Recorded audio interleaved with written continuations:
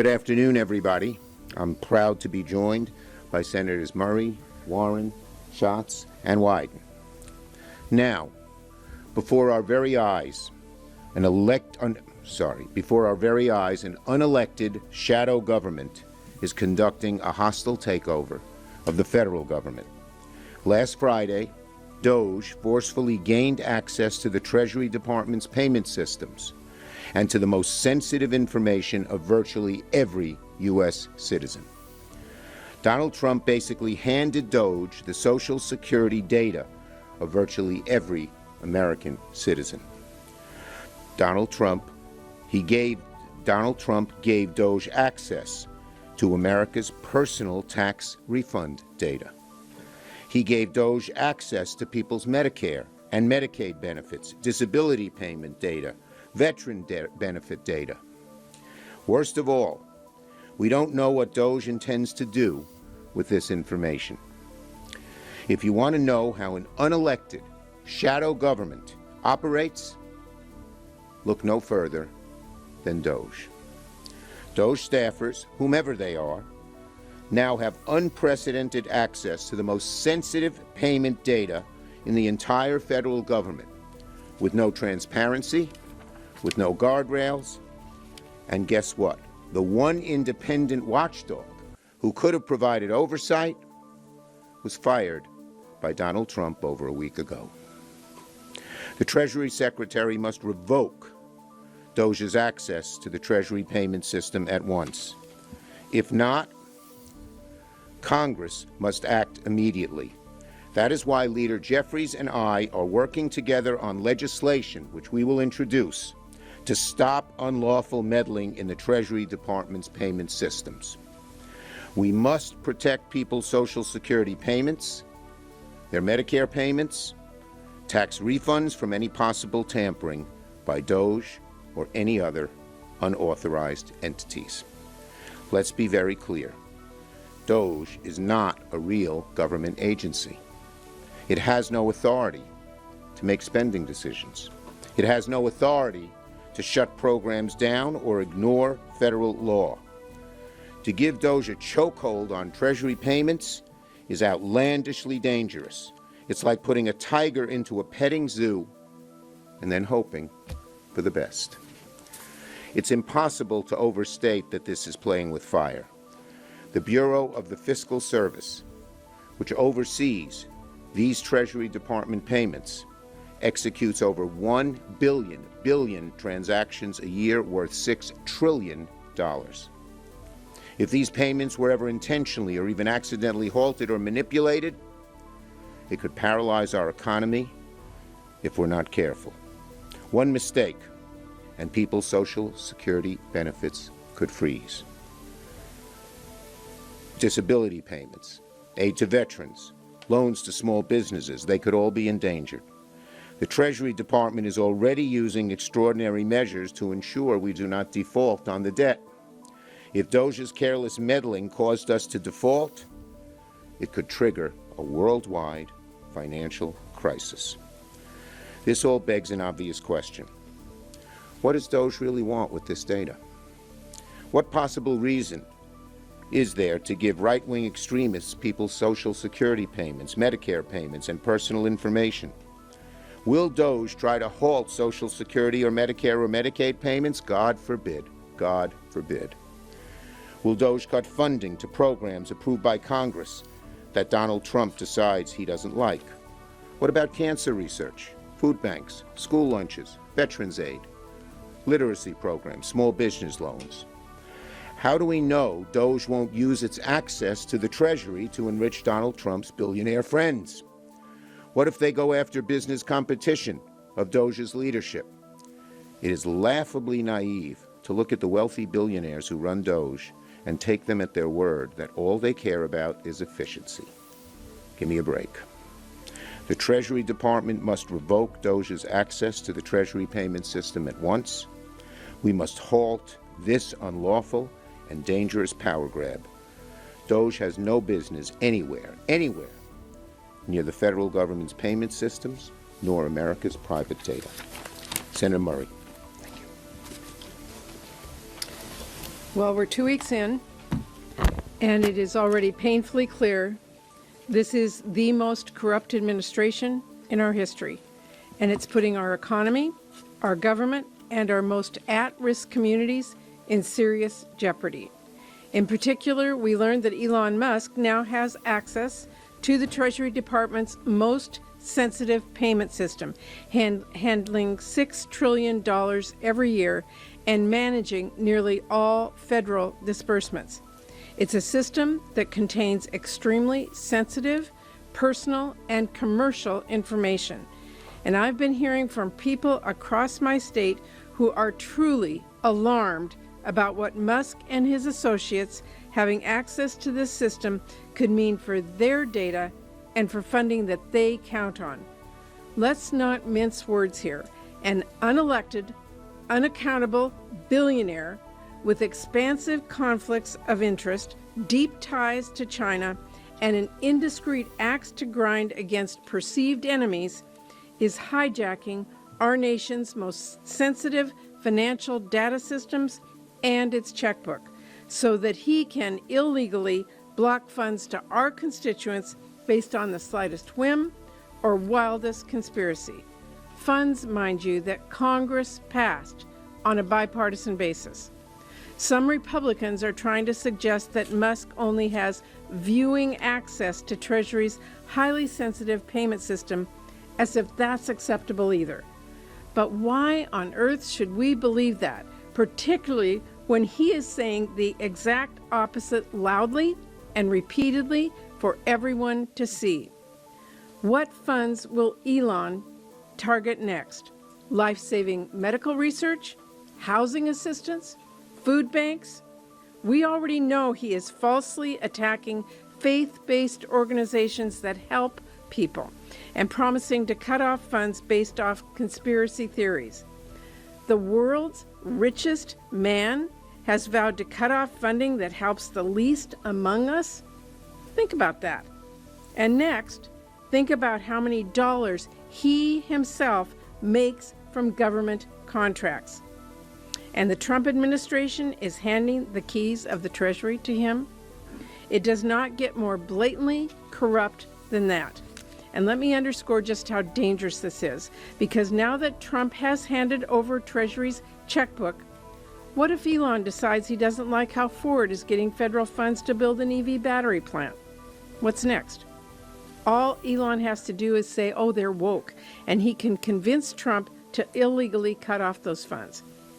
Maybe Elon will decide he doesn't like that Blue Origin and not SpaceX gets a contract, so he wants to gum up the works on their payments. Private corporations and competitors take note. And anyone who thinks that surely won't happen has not been paying attention. Now make no mistake, Trump and Musk have absolutely zero legal authority to hold up any federal payments that are law. But that has not stopped them so far. This country is still reeling from the chaos of last week's blanket spending freeze, and Trump's illegal EOs to withhold funds are still not yet revoked. Trump and Musk have yet to find a law they think applies to them. That is not how things work in this country. We have a democracy. We have checks and we have balances, where the president is accountable to Congress, where we pass the laws and he implements them. But some of my colleagues across the aisle seem to be forgetting that our democracy doesn't work by magic. We have to do our part to hold the president accountable. Our job is not to say yes to everything any president does, no matter how lawless or harmful. Democrats are pushing back with the tools that we have. We'll speak out, we will press this administration, we will open investigations, and we will demand accountability. The one tool we do not have is the majority in this Congress. So that means our Republican colleagues have to say enough. We need them to join us. We need them to stand up to the corruption and lawlessness and stand up for the people they represent. Ron. Thank you, Senator Murray. And I got hoarse flying all night, so no filibusters from me. Our finance investigators got confirmation from whistleblowers late Friday that the Treasury Secretary had turned the keys over to the Musk hatchet squad. And here's where we are now. It is clear that unqualified and unaccountable people have seized control of the flow of taxpayer funds and a trove of extremely sensitive data. They are seizing the tools you need for a coup. Their first target out of the gate wasn't anything to do with fraud or waste. It was a religious charity for poor people. If Donald Trump cared about improper payments, he wouldn't have fired the inspectors general. Nobody should fall for that bit of misdirection. Now, a few hours ago, Trump claimed that Musk only looks at payments and doesn't have the authority to shut any down. That's Donald Trump. It's pretty clear, folks, that Musk sees it differently. As Trump and Musk continue targeting Americans they don't like, there's nothing to stop them from cutting off Social Security, Medicare, or Medicaid, penalizing cities and states that defy Trump's illegal orders. And a lot of us care deeply, as our constituents do, about privacy.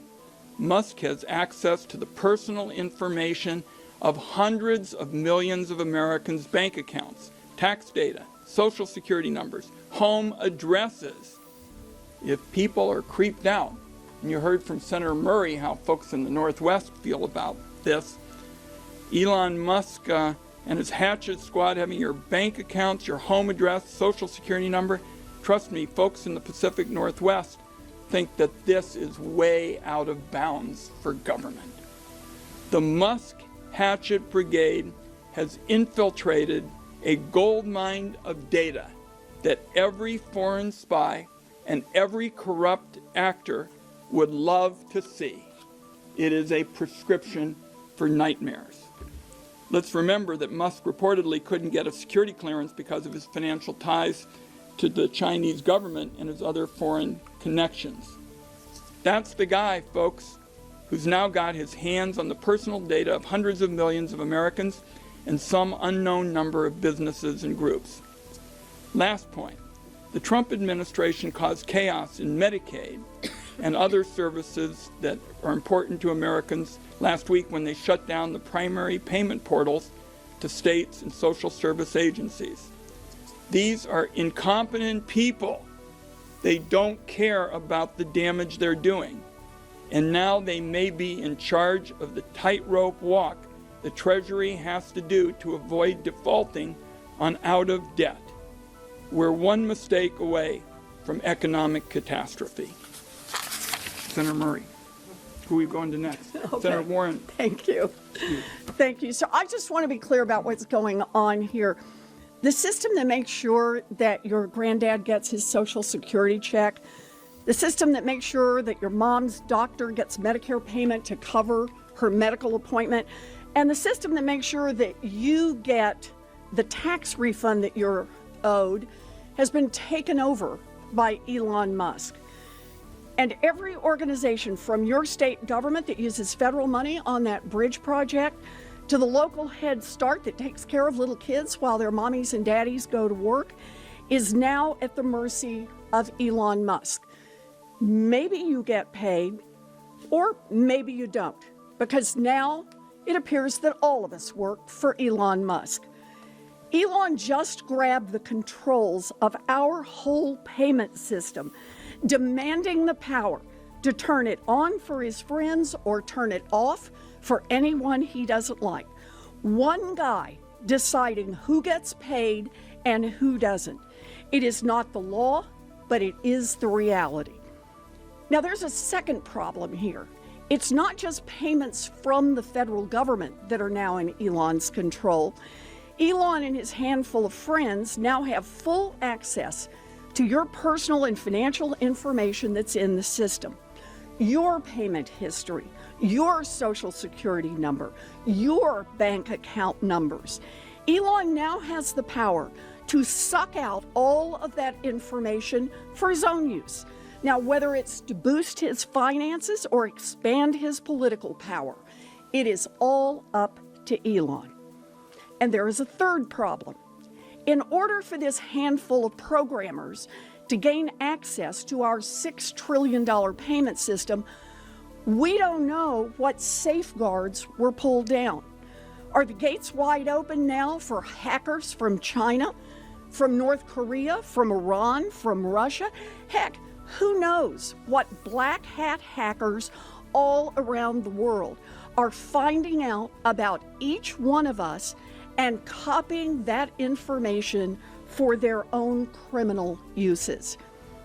Donald Trump and his billionaire buddies are determined to take over this government to make it work better for themselves and worse for everyone else. And this is just the start. As we gear up for the tax fight, it will become even clearer that Trump will open the doors for his billionaires and giant corporations to find more ways to loot the government at your expense. Meanwhile, everyone else pays more for groceries, more for housing, more for prescription drugs, and more for health care. When unelected billionaires start ransacking our government offices, this is not business as usual. Nope, nothing is normal. We are living a nightmare created by Donald Trump and Elon Musk, and we need to wake up. We need to use every tool we have to fight back, and in the Senate we can start by saying no to dangerous Trump nominees like Tulsi Gabbard and Russ Vought. That's it for me. Go ahead. I just want all of you to imagine yourself a foreign correspondent. How would you cover this if this were in South America or Central America or Sub-Saharan Africa? How would the coverage change? If you don't like an agency, if you don't like a spending provision, propose a bill, pass a law. That is so foundational to the American system of government that I don't want to race past this idea that you can wave away a federal law because you don't like it.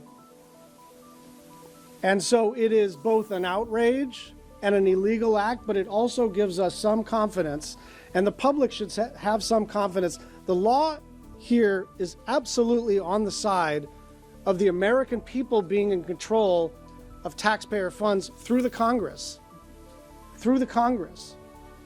And so they are depending on some sort of sense of swagger and inevitability to storm into buildings and take over the servers and to run the databases and to relieve people of their duties.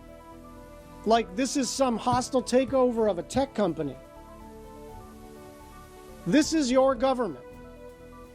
And you can hate parts of it and love parts of it and be neutral about other parts of it, but it's still your government. And the way a person expresses their views about spending is by electing a member of Congress who believes what they believe. And so if anyone in the Trump administration wants to modify the spending law that was enacted, you gotta come back to Congress and modify the law that was enacted. This is not some minor transgression. This is an illegal act. They stormed into buildings. They shut down agencies illegally. And sure, first it was USAID. But they are now systematically going into the Small Business Administration, the Department of the Treasury, and they will not stop until they believe they have total control over spending. And that's not the way the American system of government is supposed to work. Thank you. I have questions. I know, Senator Schatz, you had put a hold on all the State Department nominees, but this is to all of you. Why not go to the mat? You have all these nominees on the floor. I know they're coming in and out of executive session on Russ Vought. Why not, if you're so upset about this, and this is such a damning action down there, make them go through every single parliamentary hurdle, go in and out of executive session, put holds on every single nominee, and make this as difficult as possible. We are pursuing every action that we think we can do. But I will tell you this, we are here to pull the fire alarm.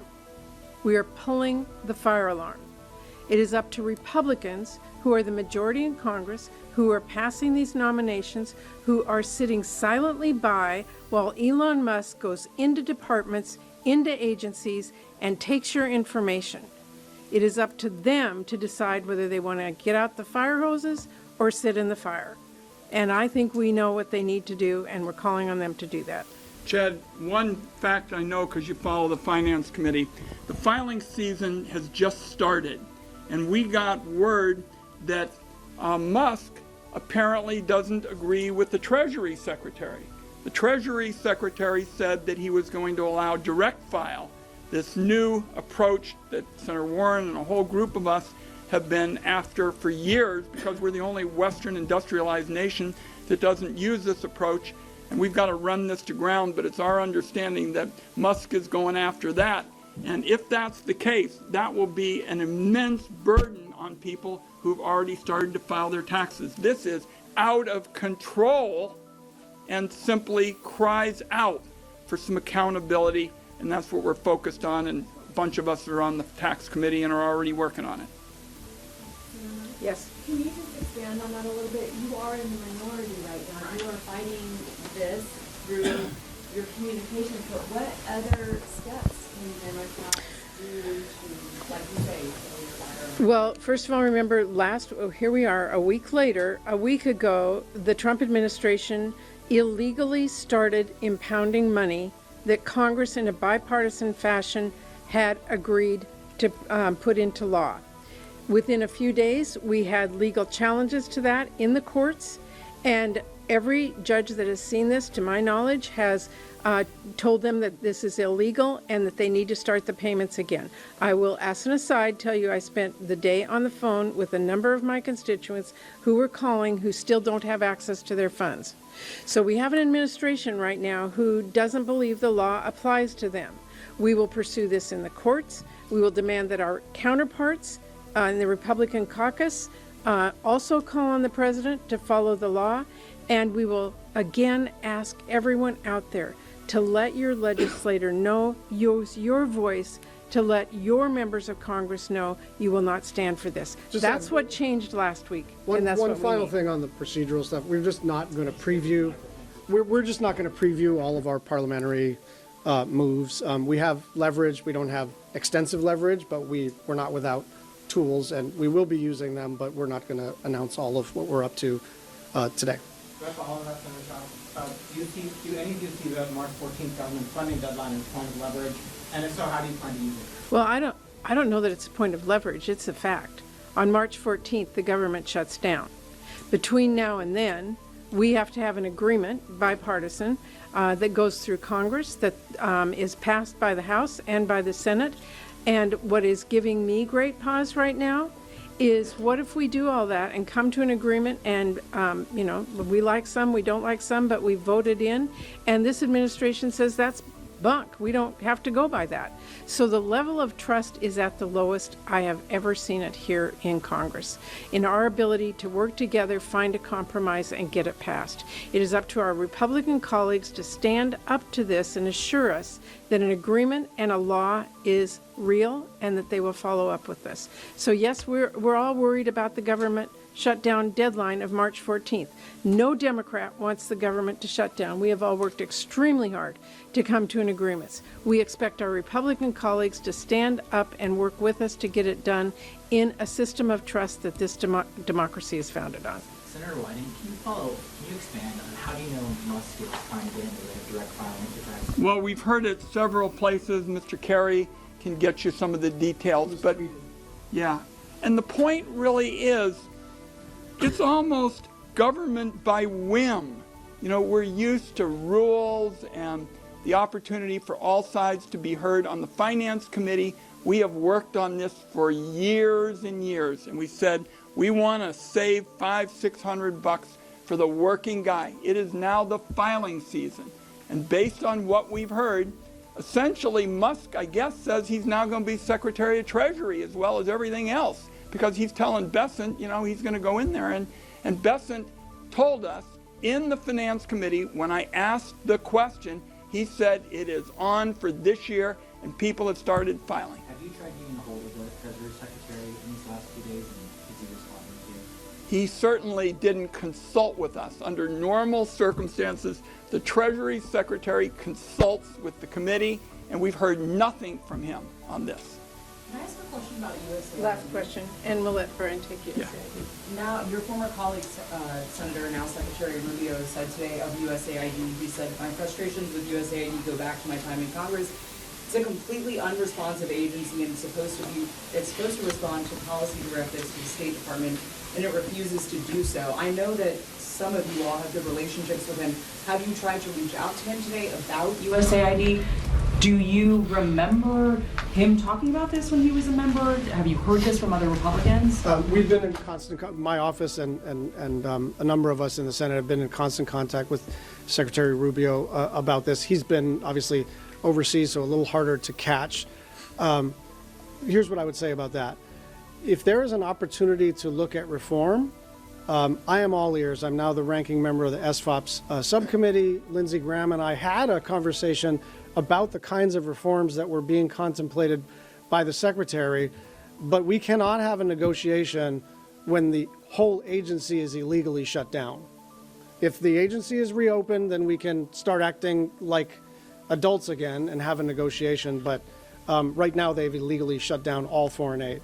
One other point of fact for you is we passed the Foreign Assistance Appropriations Bill in Congress last year. It was completely, everyone voted for it on a bipartisan basis. Across the board, every single member, no one raised any issues that you just stated, no one. And we had a full committee hearing and markup, and none of that was raised. Can I just ask one follow-up? I have heard from someone with USAID who's stationed abroad who has not been locked out of their systems. You're saying everything is shut down. Is that the case? I can't speak to individual employees. What I can tell you is that money is not flowing. I can tell you that medicine is not being delivered. I can tell you that there is medicine on the dock that was abandoned and spoiled. I can tell you that people are evacuating countries. I can tell you that there is an outbreak of Ebola in Uganda and Marburg virus in East Africa. And all of those programs are either completely shut down or hobbled to the point where people can't deliver aid. And it's not just about providing life-saving care. It's about maintaining stability overseas so that that instability doesn't visit us in the United States. Thank you all very much. Thanks.